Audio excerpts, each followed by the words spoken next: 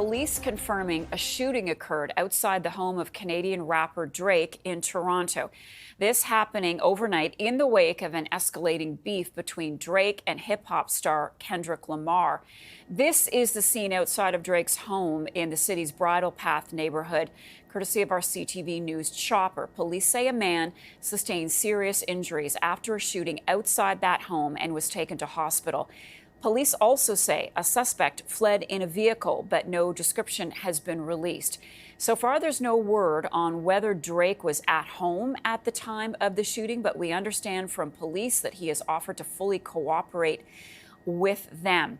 Joining me now is Mark Mendelson. He is a former homicide detective, and he joins us now to discuss the developments in this case. As Mark, we're waiting for more word from police. Details are very scant right now. But what do you make of this shooting? This, for our viewers across the country, is known as the Bridle Path, this neighborhood. It's got a lot of mansions, but it's pretty open. It's not as though it's a gated area. Yeah, and good morning, Marcia. You're right. It's not a gated area, but there are very, very large homes in that neighborhood. And what goes along with large homes like that is a lot of security cameras and other security precautions that are taking place. And if you ever had the opportunity to drive past Drake's residence, you'll notice that there are gates and there are walls and there is sort of strategically placed trees, et cetera, to provide security. And there are also uniformed security guards at the residence. And it's my understanding from a source within Toronto Police that, in fact, it is a security guard who is the victim of the shooting, who was working at the time. It was described to me as a drive-by shooting. And as you mentioned, the police have put out a suspect vehicle.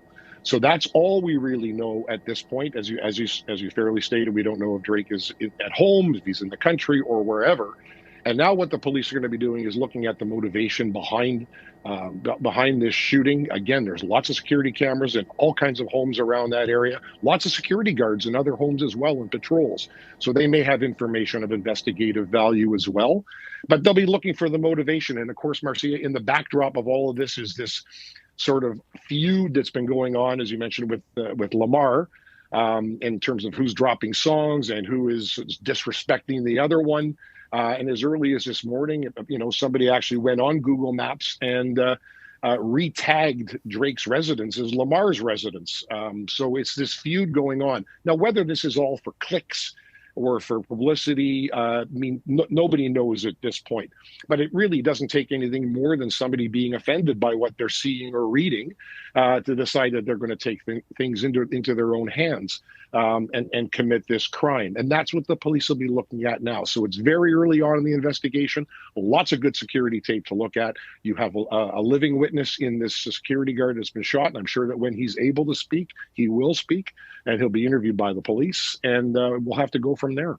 Okay, and I just want to say, Mark, this is unconfirmed that it was the security guard. We're still waiting to hear officially from police. We expect them to be scrumming, hopefully, with reporters outside of that scene shortly, very shortly. I do want to ask you how police investigate something like this when a high-profile celebrity is involved.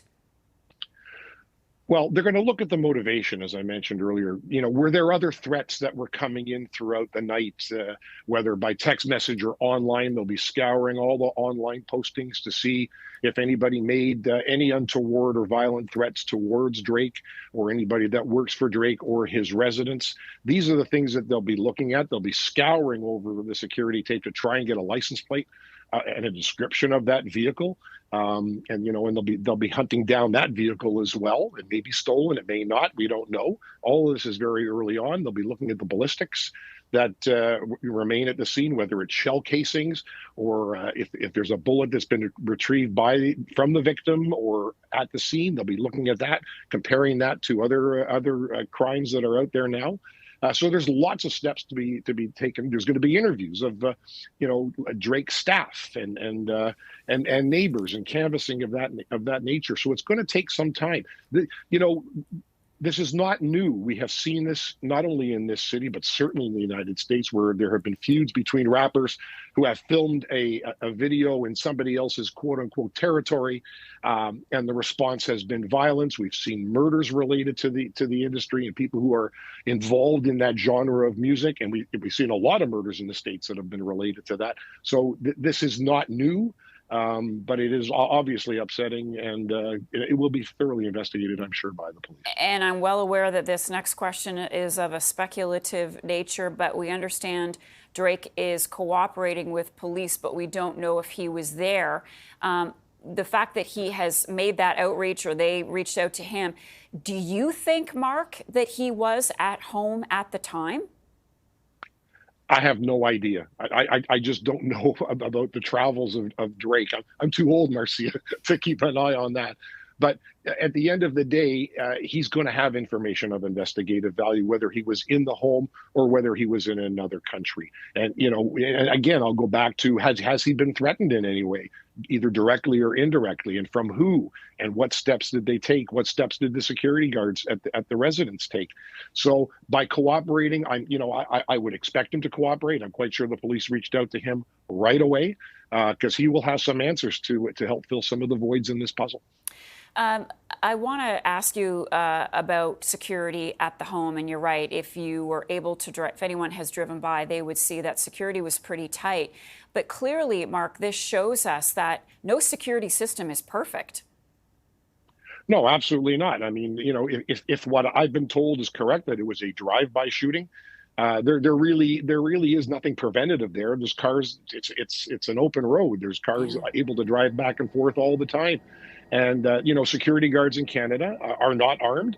They are unarmed security guards. And, you can have the best security systems in the world. You can have the best physical security in terms of gates and, brick walls, things of that nature. But to be able to be proactive and prevent somebody from just driving by the house and opening fire, short of closing the road, there really is no solution.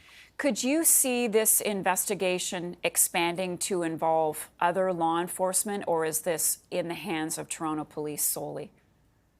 Well, right now, the offense took place in Toronto, so they will have jurisdiction. They'll have carriage of the investigation. In the event that they have to reach out to other police services to follow up on threats or perceived threats, there'll be no hesitation from the police to reach out to whatever police service, wherever it may be in North America or in Europe. It doesn't really matter. There's always good cooperation. And you're right. They may have witnesses they need interviewed very quickly in wherever, LA or London or Paris. We don't know. But it's just a phone call away, and those interviews will be done. Celebrities are often targeted, and it's even worse with social media these days. Mark, do you, from your experience, know if people always go to the police if they are feeling threatened, or if they have been threatened? Most people do. Most people aren't threatened, I think, but the higher profile you live your life, the more you're on TV and on the radio and on social media, the more you expose yourself. And, every threat has to be weighted in terms of a threat assessment, as to whether it's even possible to identify the source, and what that person is doing in their particular life and in their particular business at that time. But I certainly, from my experience and from my clients, threats like this are reported to the police because they do need that assistance, and they have a far wide-reaching investigative, wingspan, if you will, to investigate these things, as opposed to doing it internally. Okay, I really need a quick answer because I know you have to do another interview, Mark. Do you feel that this was a warning, a sign, or do you think that there was an attempt of murder here? I think anytime you shoot somebody, that's an attempted murder. I mean, we watch it on TV. Oh, why don't you, shoot him in the leg or shoot him in the arm? That's not reality. That's not how the world works. So, yeah, when you shoot somebody, I think there's an intent to kill.